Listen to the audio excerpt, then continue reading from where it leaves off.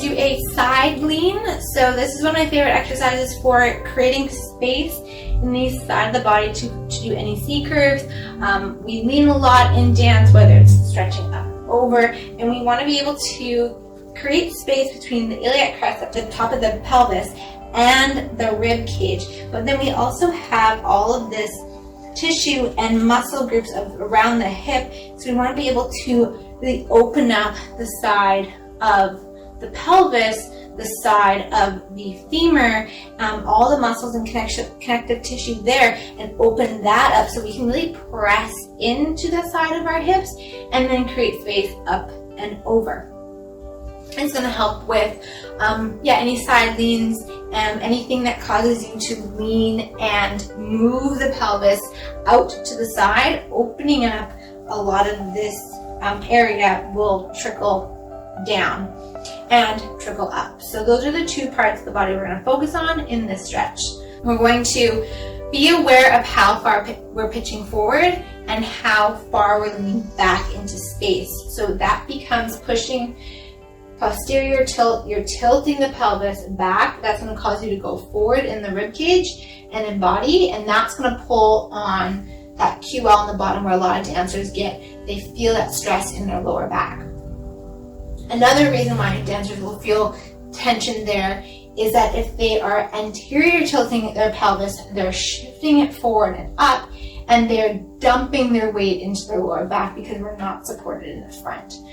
So it just depends on what you're doing in this range that will cause different tensions to happen in that lower back. We need to be able to understand what our strengths and weaknesses in all range of motion within that movement. So playing with it is a good way too, but if we just want to stretch and really release the side of the neck and also the side of the hip and front of the femur, working in a more neutral position to find that stretch first is going to help you fan and play with the stretch.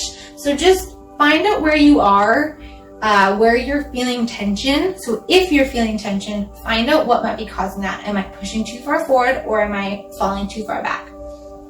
And see if we can find a nice neutral position. Then we can go into the stretch with more information. So once we've found our sweet spot, our nice side to side, we're going to grab our wrists above our head. We're always sending rib cage, shoulder girdle up and out. If we find we're getting crampy in the shoulders, we need to drop those shoulder blades away from our ears. Remember that our shoulders are not our ears, two different parts of the body. That's all moving in one direction, but we need to keep it spacious nonetheless. Pelvis, everything down, is going to move down and out in those two opposite directions. So as we take our rib cage, our shoulders, our hands, our head out, up and out in one direction, we're going to let the feet fall into the floor. Direct that pinky toe into the floor a little bit more. Let the separation happen between the rib cage and the iliacus, and then let separation happen between pelvis and femur. Pelvis can go one way, femur can drop into the floor a little bit more, rib cage can extend up and over, and then you fall out of this by going forward in space and then rolling up like a rag doll.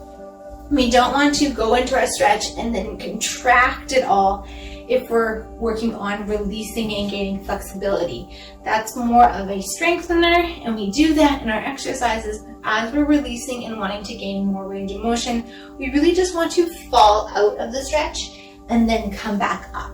So let's do the other side one more time. So we're taking our hands above our head. We're taking rib cage, shoulder girdle, head, fingertips up and out. We're taking pelvis, femur, tibia, ankles, pinky toes down and away, creating space between the top of that pelvis and the rib cage, creating space between pelvis and femur, reaching up and away, and then when you go forward, bend the knees, let the hips bend, roll up like a rag doll.